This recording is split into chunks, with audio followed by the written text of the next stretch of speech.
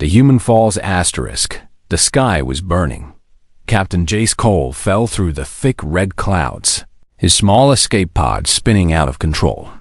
Warning lights flashed all around him, and sparks flew from the cracked console. "Come on," he whispered, gripping the controls with shaky hands. But the pod didn't listen. It slammed into the sand below with a loud crash, skidding across the desert like a broken piece of metal. Inside, Jace hit his head against the wall, and everything went black. When he opened his eyes, the world was silent. The escape pod was half buried in sand. Its door hung open, and hot wind blew across the broken frame.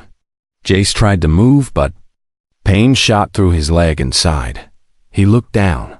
His side was bleeding. A deep cut ran across his stomach, and blood soaked through his torn uniform. He reached for his cum-link. Broken. He reached for the medkit. Gone. Blown out in the crash. He was alone. Using both arms, Jace dragged himself out of the pod. The desert stretched in every direction, dry, endless, and empty. The sun above was too close, too bright. It made the air shimmer like water, but there was none. Each breath felt hotter than the last. He crawled forward, pushing himself inch by inch. His vision blurred. He passed rocks shaped like claws. Dry bones stuck out of the sand like warnings. Buzzing creatures circled overhead. He didn't care. He just needed shade. He just needed help. Then he saw it. A dark shape ahead. A tall, wide cactus, its arms reaching toward the sky. He pulled himself closer, falling beneath its shadow. His heart was racing. Blood continued to flow. He could barely keep his eyes open. That's when he heard it. Footsteps. Soft. Careful. Not human. He turned his head and saw her. An alien woman stood a few feet away. Her skin was pale green and dusty. Her eyes were large and full of light. Her long black hair hung like ropes down her back. She looked young, but her expression held years of silence. In her hand, she held a long cactus thorn. Jace reached for his broken weapon, but his hand dropped before it touched the handle. The alien girl stepped closer. And for the first time, Jace noticed she wasn't afraid. She knelt beside him and placed her ear near his chest. She listened to his breathing, then gently pushed her hand against the wound on his side. Jace groaned in pain. She didn't flinch. Instead, she looked around and snapped off a piece of the cactus behind her. It leaked clear liquid. She dipped the thorn into the sap. Then, without warning, she pulled a strand of her own hair from her scalp. Jace blinked. Was he dreaming? She licked the end of the hair, tied it to the thorn, and brought it toward his open wound. "No," he muttered weakly. "Don't." But she had already begun. The cactus thorn pierced his skin. Her hands worked fast, stitching the deep cut with her own hair.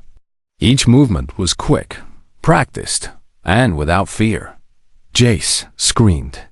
His whole body jerked, but she didn't stop. She poured the cactus sap into the wound after each stitch. And though it burned like fire, the bleeding slowed. Her face was calm, focused. She whispered something in her language, soft words, like a prayer. When she was done, she leaned back and wiped her hands on her robe.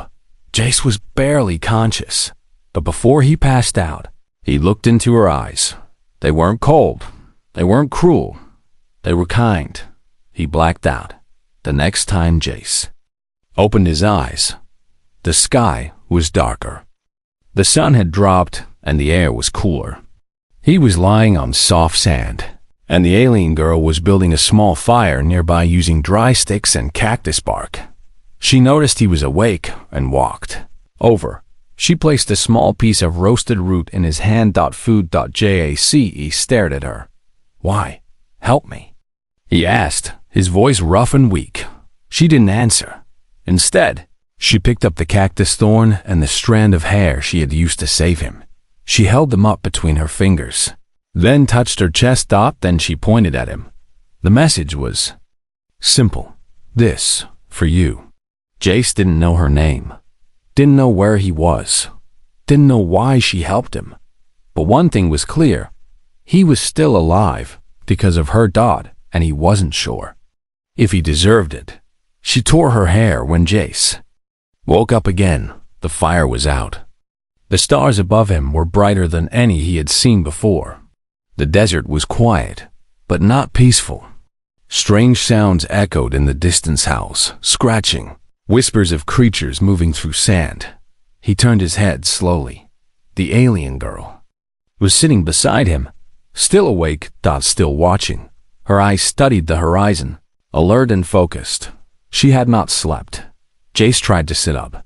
Pain hit his side like a blade. He groaned and held the stitched wound. It still burned, but it wasn't bleeding anymore. The girl noticed. She stood up and walked over. Kneeling beside him, she gently placed a small wet leaf on his lips. Jace blinked. "Water?" he asked. She nodded. He sucked the moisture from the leaf, then closed his eyes for a moment. "Thank you," he whispered. She didn't speak, but she pulled a sharp thorn from her belt, like the one she had used to stitch him. Then, without flinching, she reached up and grabbed another lock of her own hair. She yanked it out. Jace's eyes widened. "What are you doing?" he asked. She held the fresh hair strand in one hand and the thorn in the other, then pointed at his leg. Jace looked down. Another cut deep and dirty ran across his thigh. He hadn't even noticed it before. His brain had been too focused on the pain in his side. The girl dipped the thorn in cactus sap again and began cleaning the wound. Jace tensed. His jaw clenched, but she worked quickly. Hair, thorn, stitch, sap, one by one. Jace could only watch.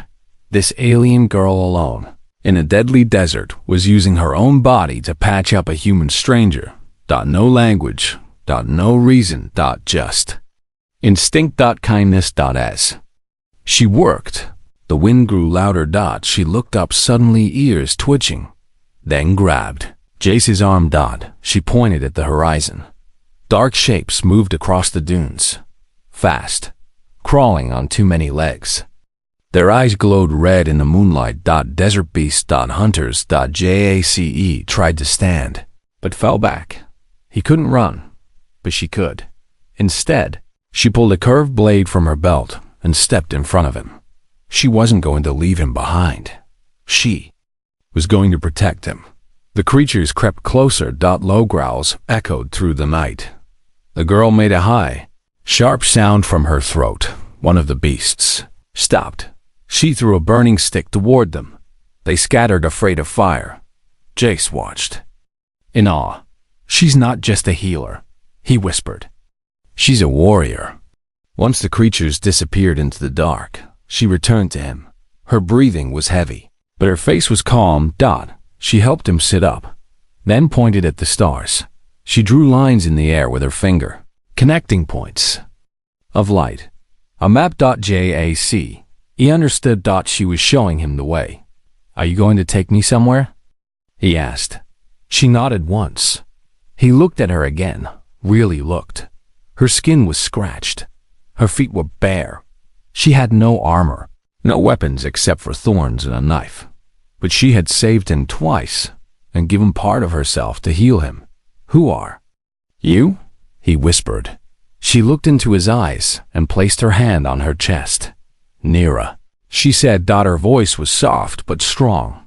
Then she pointed at him. "Jace," he replied. She repeated it. "Jace." They sat in silence for a moment, under a sky full of stars. Jace finally spoke. "Back where I come from, your people were called enemies, monsters." Nira tilted her head, unsure. Jace smiled sadly. "But if they were all like you, maybe we were wrong." The wind blew cold. Nira placed a blanket of thick plant fibers over him and lay nearby, facing the stars. Jace stared at the cactus thorn stitched into his side. Her hair, holding his skin together. He closed his eyes. This alien girl had torn her own body to save his. He would never forget that. and he would never let her fight alone again.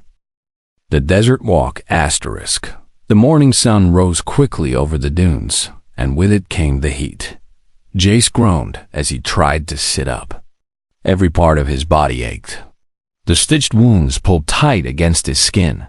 He wasn't sure if he could even walk. But Nira was already standing. She moved quietly, collecting dry bark and cactus roots. Her long hair blew gently in the wind, hiding the patches where she had pulled it out to save him. She saw him struggle and came over. Without saying a word, she pulled his arm over her shoulder and helped him to his feet. Jace winced. "You don't have to carry me." She looked up at him, calm and steady. Then she took the first step forward. He followed. The desert was cruel. Every hour, the sun grew hotter. The sand burned beneath their feet, and dry wind whipped at their faces. There was no road. No shelter. Only the endless dunes and deadly silence. Nira moved like she had walked this path 100 times before. She stayed low when the wind blew. She followed the shadows of tall rocks. She paused when her ears twitched, listening for danger. Jace tried to keep up, but his body betrayed him.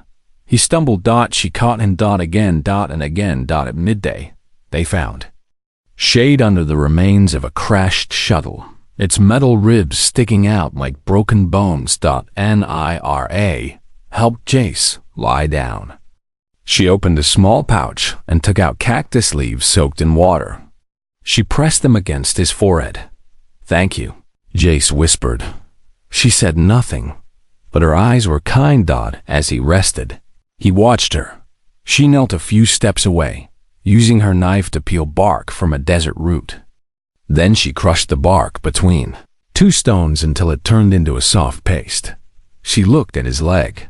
Jace understood.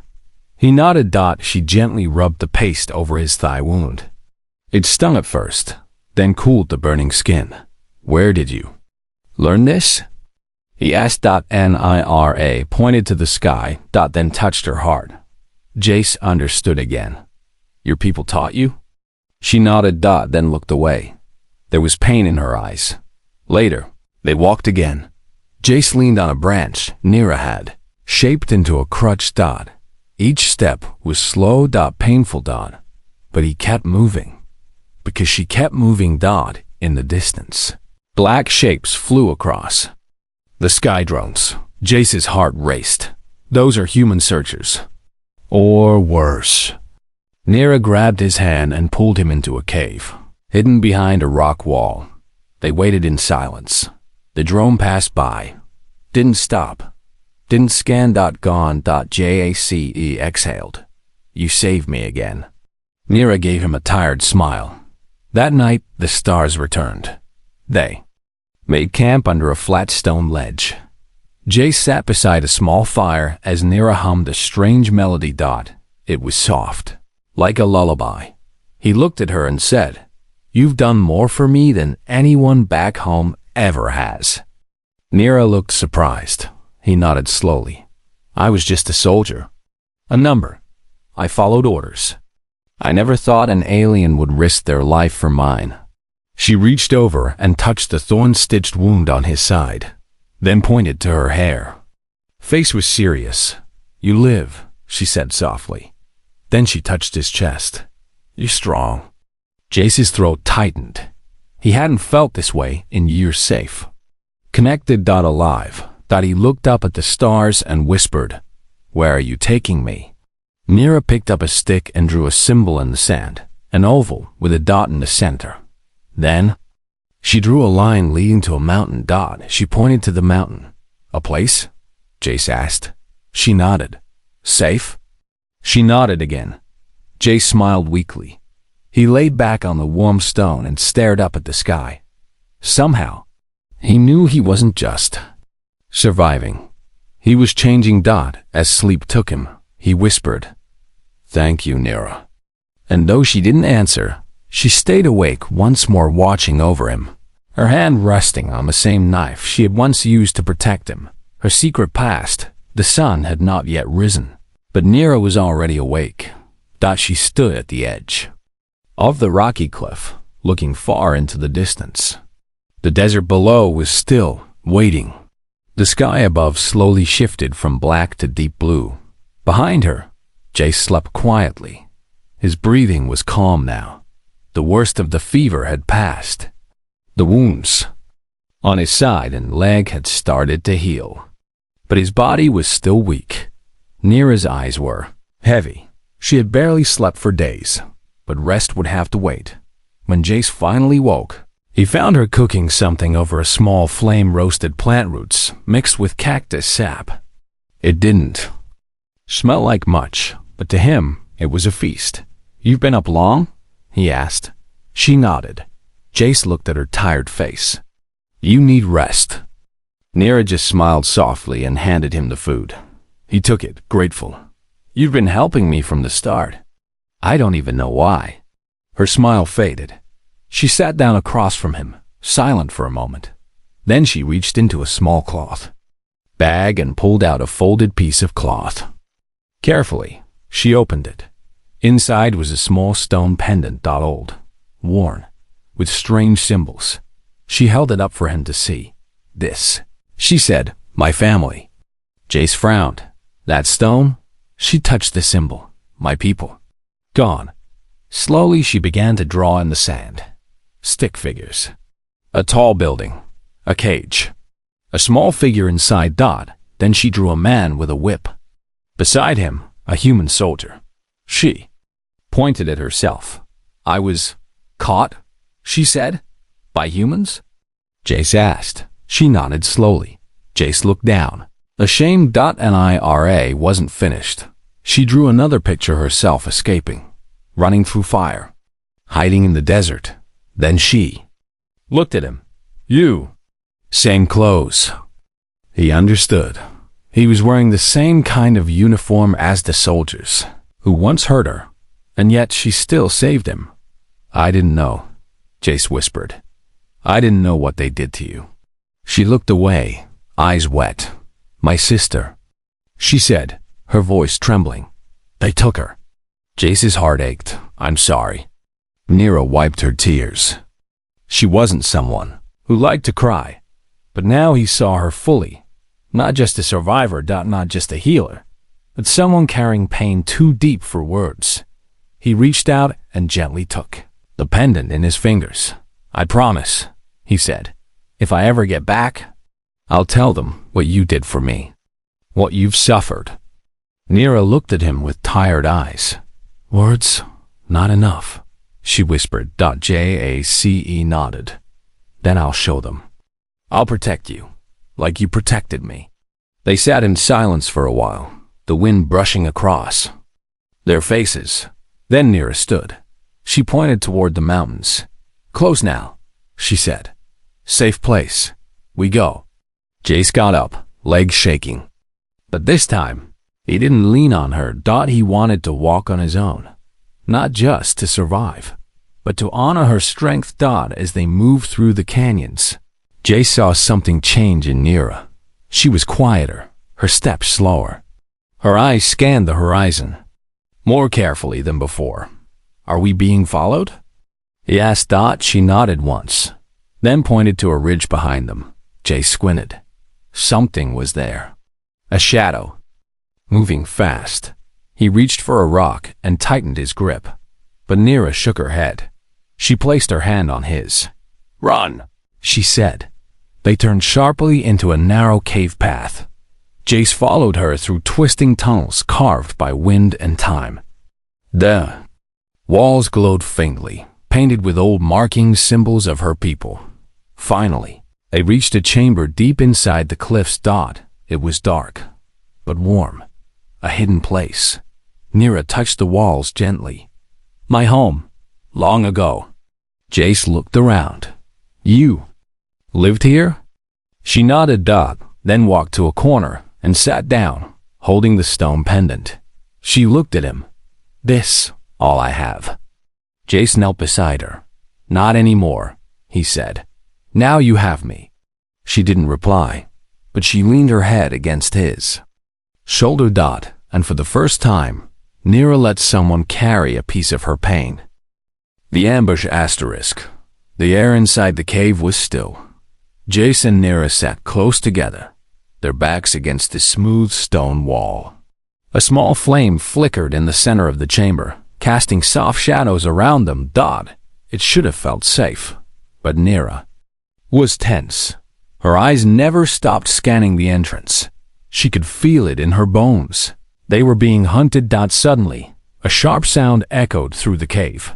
Metal against rock. Jace stood quickly, ignoring the pain in his leg. Nira grabbed her knife. Then came the voices. Human voices. Scanner says he's close, one said. Signal's not lying. Another voice replied, I told you. No way a soldier survives out here without help. They said the girl ran this way too. If she's with him, she's ours now. Jace's stomach twisted. They're looking for me, he whispered. Nira shook her head. They won, both. She grabbed his arm and pulled him toward a side tunnel. It was narrow, almost too narrow, but she knew the way. She led him down a winding path until they reached a thin ledge, overlooking a deep drop. Below. The canyon floor was filled with sharp rocks. One wrong step meant death. She turned to him. We jump. Jace's eyes widened. You're serious? Nira took his hand. Trust. Then she leaped. Jace didn't think. He jumped too. They landed. Hard, rolling in the sand between tall stones. Above, the soldiers' lights flashed along the cave wall, but they didn't see the ledge. They had escaped. For now, Nira led Jace through a hidden path along the edge of the canyon. They moved fast, hearts racing. But then, without warning, one of the soldiers dropped from a ledge above them. He pointed a stun rifle at them. Don't move! Jace stepped in front of Nira. Wait, don't shoot. She's not your enemy. The soldier sneered. She's not even human. Nira didn't wait. She moved like a shadow, low and fast-cutting, across the sand. She kicked the weapon from the soldier's hand and slammed her elbow into his chest. He fell, groaning, but more were coming. Jace grabbed the rifle. I'll hold. Them off, he said. Nira shook her head. We go, now. More lights appeared at the top of the canyon. Too many. They couldn't run forever. Jace looked around. There an old ship half buried in the sand. Come on, he shouted, dragging Nira with him. They slid down the dune and crawled into the broken wreck. Inside, it was dark and tight. Dust choked the air, but it was shelter. They held their breath as soldiers searched nearby. Footsteps. Voices. They couldn't have gone far. Jace looked at Nira. She was breathing hard, her face pale. Blood dripped from a cut on her arm. You're hurt, he whispered. She shook her head. Small. Later. The soldiers moved past the wreck, unaware. Silence returned, but the damage was done. Nira leaned against a wall. Her body was shaking. Jace knelt beside her and tore a strip of cloth from his sleeve. He wrapped it around her wound, pressing it tight. You saved me again, he said quietly. Her eyes met his. Double quotes. No, you saved me. He helped her sit upright. We can't keep running, he said. They'll never stop. Nira looked toward the mountains in the distance. Then pointed. There. One day. Safe. Jace nodded. We'll make it. She rested her head on his shoulder. You promise? He wrapped his arm around her. I promise. Outside, the desert wind howled again. But inside the wreck, two broken souls leaned on each other. Fighters. Survivors. Bound, not by blood, but by choice. His human heart. The desert was colder at night. Jace. He walked slowly through the sand, carrying Nira on his back. Her arms hung weakly around his shoulders, and her head rested near his neck. She was burning with fever. Her injury from the ambush had worsened. He couldn't stop. Not now. He followed the stars like she had taught him. Every few minutes, he looked at the mountains ahead. They were getting closer, but not fast enough. He remembered her words from earlier. One day. Safe. He had promised Dot, so he kept moving. Step by painful step. In the distance, lightning flashed. A desert storm was coming. Jace looked around. No caves. No shelters. Only sand and stone. Then, ahead, he saw a small opening at the base of a tall rock. It looked like a tunnel or burrow. He rushed toward it and ducked inside. It was small, but it would shield them. He gently laid Nira down and placed his hand on her forehead. Still too hot. Jace took out the last of the cactus sap she had left in her pouch. He pressed it onto her wound. She flinched. Then whispered something. He leaned closer. Nira, what is it? She opened her eyes slightly. Don't go. His throat tightened. I'm not leaving you. Ever. He tore another strip of cloth from his shirt and soaked it with water from the pouch. Then placed it gently across her forehead. You saved my life, he said softly. Now it's my turn. All night, he stayed by her side. He didn't sleep. He kept the fire small and quiet. He listened for footsteps, for drones, for anything.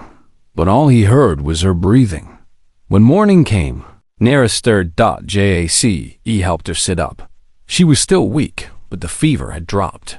You fought it, he said with a smile. She smiled faintly. Because you stayed. Later that day, they started walking again. Jace supported her now, letting her lean on him. The mountains were close.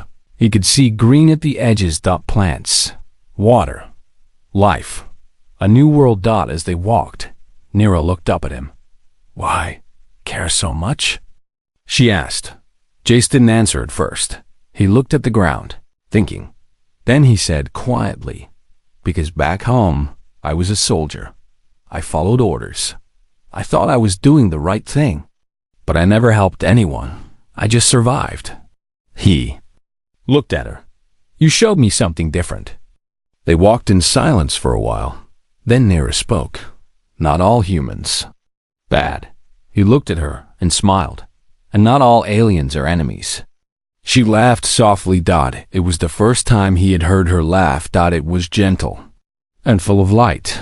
That evening, they reached the foot of the mountain. Fresh water ran through a shallow stream. Jace dropped to his knees and filled his hands. Cold. Clean. He gave some to Nira, who drank slowly. Tears filled her eyes. First, real water. In many moons. Jace looked around. There were signs of life here. Bird tracks, small fruit trees, and even stone markers. Is this the place? He asked. Nira nodded. This was home, long ago. They found a broken stone gate hidden by vines. Jace pushed it open, and behind it was a large, quiet valley surrounded by cliffs. Old homes built into the walls, carvings on stone. Wildflowers blooming where paths once were. Nira walked ahead. Slowly, gently, like she was returning to a sacred place. She touched one of the stone walls and whispered in her language. Jace stayed back, letting her feel it, breathe it, own it. Then she turned. Her eyes met his. You came all this way. For me? Jace stepped closer. No, I came all this way. For us. She stared at him, shocked. Then he reached into his pocket. He pulled out a small thorn, the same one she had used to stitch his wound. He handed it to her. She held it in her hand. Her fingers trembled. You kept it? He nodded. You saved me with it. That's where it all began. For a long time, they said nothing. Then, slowly, she stepped forward and pressed her forehead gently to his chest. Jace held her close. The war, the desert, the wounds, all of it faded. All that remained was human heart and alien soul standing together in peace. She stitched his soul. The valley became their home. Jace and Nira spent the next days rebuilding a shelter near the stone walls. Together, they cleared brush, gathered wood, and patched up old spaces where people once lived.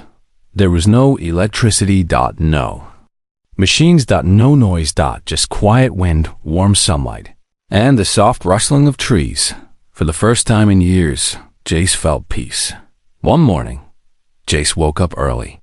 He found Nira sitting on a rock, staring at the rising sun. Her hair had grown longer again.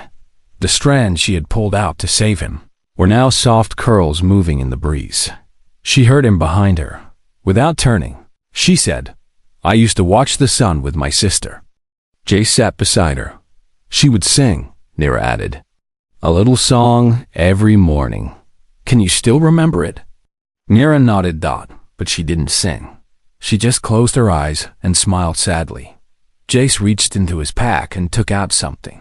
He had been working on a necklace made of string cactus thorns and the small stone pendant she had once shown him. He handed it to her.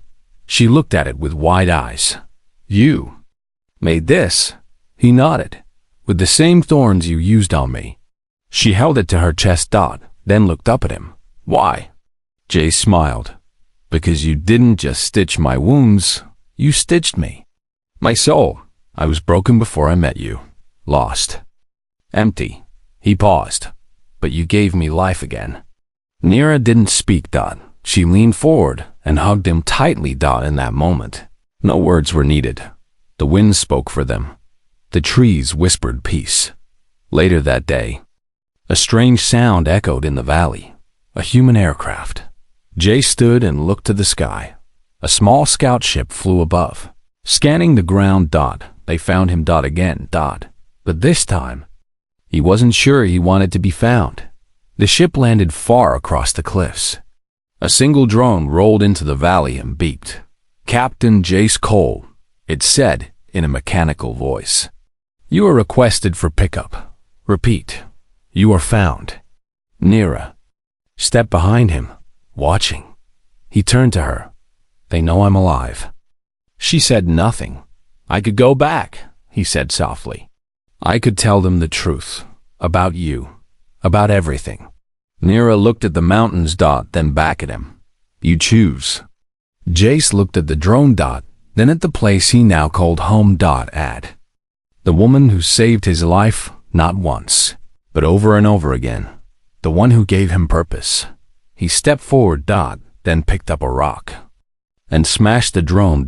Its voice died. Silence returned. Nira stared at him. "You stay?" Jace nodded. "I'm not going back. My home is here, with you." Tears welled in her eyes. She ran to him and held him tight. This time, he didn't shake. He didn't doubt. He held her like the world was whole.